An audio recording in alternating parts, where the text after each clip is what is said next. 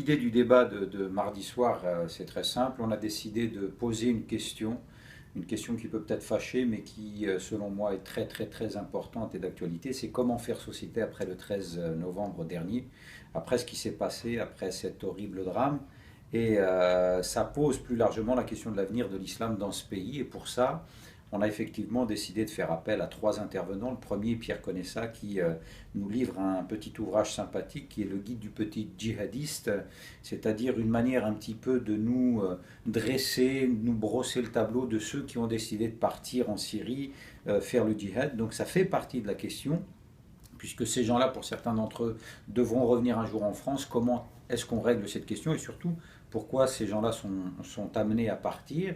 Le deuxième intervenant, Tarek Obrou, qui selon moi pose une question très intéressante dans son ouvrage qui vient de paraître, Ce que vous ne savez pas sur l'islam. Donc c'est faire face aux multiples ignorances qui gagnent et la communauté musulmane, entre guillemets, et les non-musulmans. Donc essayer d'apporter des réponses sur des questions très pratiques qui sont évoquées sans arrêt.